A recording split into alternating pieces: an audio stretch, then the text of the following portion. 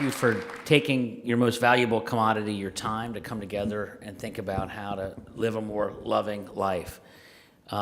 Tremendous movement. I want to thank Mary and Tony Miller for their leadership and for making me aware of this pretty cool movement that you guys are all part of. I think, just want to say a few words about finding that source of inspiration and motivation in each of us, I think, is a North Star for all of us. It's kind of funny, the Love Summit. I went through a period I'm a huge Beatles fan, and I went through a period in high school where I would tell everyone, and I mean literally everyone, all you need is love. And it is one of those inspirational, aspirational ideals. And, I'll tell you a couple of quick stories that are personal because that's where we all come from, about why I do what I do and how it relates to that. I like to say I was the product of a mixed marriage. My mom was from the east side, my dad was from the west side. My dad's a Republican, my mom's a Democrat. My dad volunteered to serve in Vietnam for love of country. My mom was a school teacher and is the daughter of a Marine who served in 3 wars for our country. And so at a very young age, I was infused with faith and family, and to whom much is given, much is expected, and a great deal of gratitude. And I think for those of us of faith, gratitude is a key concept of being thankful for the many blessings and gifts that we have. But as you get into it, there's more and more that you notice in life that you want to fix, and out of a place of love can see injustices and try to fix them. And so for me, when I was in high school, I did a play. I went to St. Xavier High School, which is a local all-boys school, and I tried out for all the sports teams and got cut from all the sport teams. I wasn't meant to be an athlete, but the cool thing about theater was if you did the school play, the girls from St. Ursula would come over and be part of the play. So it was win-win. It was an early devotee of love. We did a play about, it's kind of an obscure figure if you don't know anything about him, but there was this guy in El Salvador named Romero, Archbishop Oscar Romero, who was murdered in 1980 for speaking out on behalf of the oppressed of his country who were being oppressed by the government. And he was murdered while saying Mass.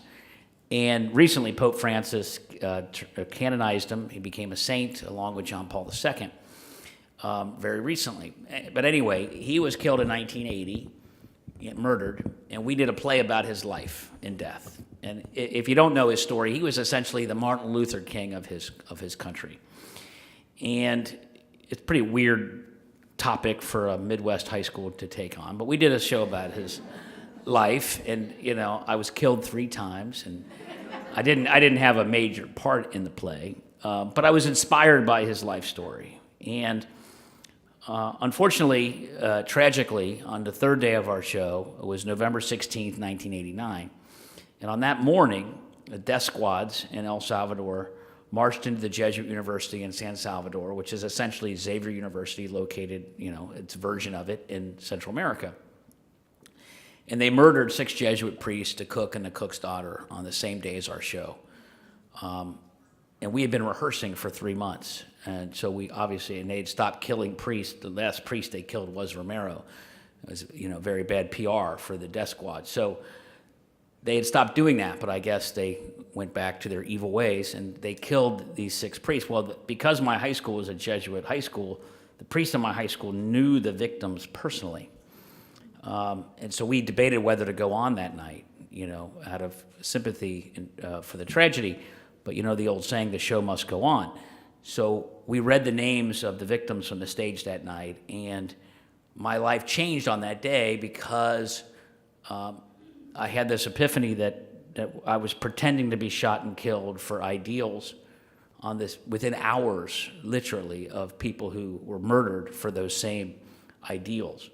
And so I sort of made a vow to myself that I would not just be an actor on a stage, play acting, but devote my life to the real world of trying to figure out ways to make a difference. Interestingly enough, I've read a lot of books and sermons that Romero has given, and one of the books that I have on my bedside is called, and it's a very weird title, but it's called The Violence of Love. And it's a collection of his sermons over the last couple of years of his life. And his point, although I'm not sure I know his point completely, but part of his point is that once you come from a place of love, you will ultimately be motivated to want to fix the injustices in the world out of a place of love.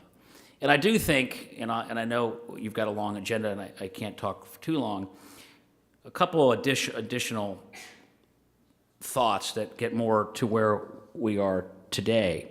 Certainly for me, that's motivated me to try to make a difference in the public arena, which is many different ways to make a difference.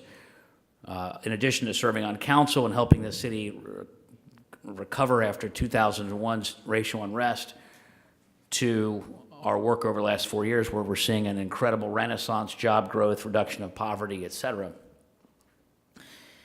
I also took this inspiration to start the Ohio Innocence Project at UC Law School, which uses DNA evidence to get people out of prison who are innocent. And I ran that program for 5 years, and I'm very proud of it. But I also tried and had a few measurable, small successes in the private sector.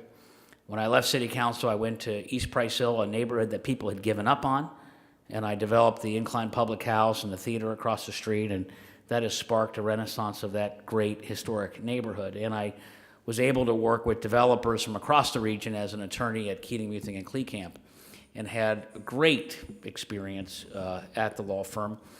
And I didn't think I would, but I did. And I like what I'm doing now more, but I also loved what I was doing when I was in the private sector. One of the things that we've done is launch the Child Poverty Collaborative, which is an effort, a huge effort, public-private partnership between the business community, the human service agencies, the hospitals, and the city to voluntarily help 5,000 families transition out of poverty over the next 5 years. The co-chairs of this effort are Michael Fisher, CEO of Children's Hospital, Tom Williams of very long business fame in this city, Reds, Western Southern Founding Family, et cetera. Donna Jones-Baker of the Urban League, Sister Sally Duffy of the Sisters of Charity. I was raised by the Sisters of Charity on the west side. As I like to say, the Sisters of Charity raised me, the Jesuits ruined me.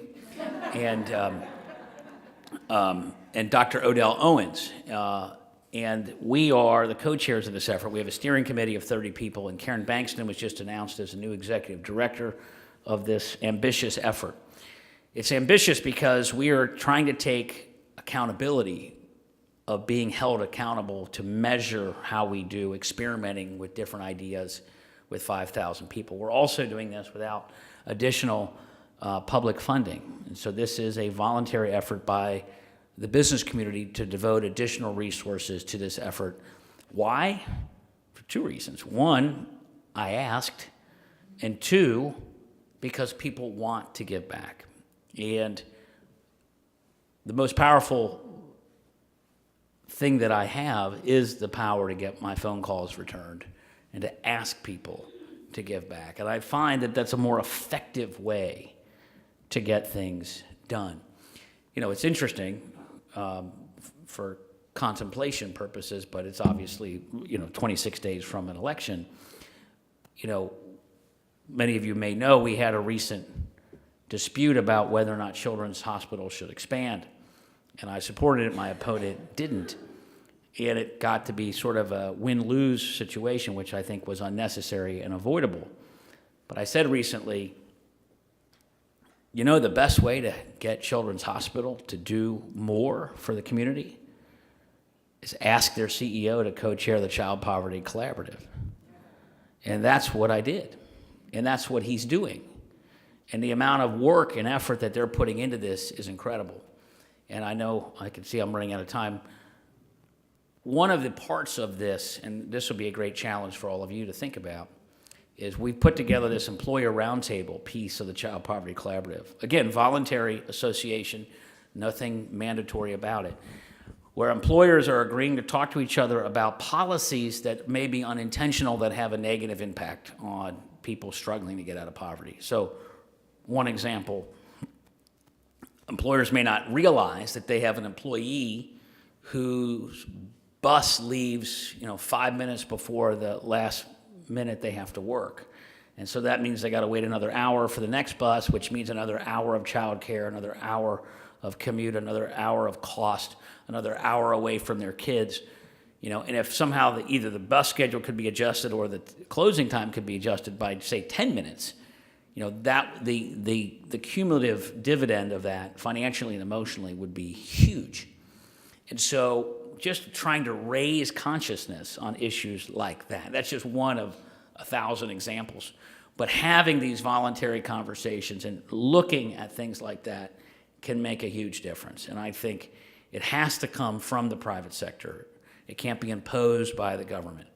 And so the fact that you guys are doing this and organizing a Love Summit is awesome. And with that, I thank you, I appreciate you, and I will take my leave. Thank you very much.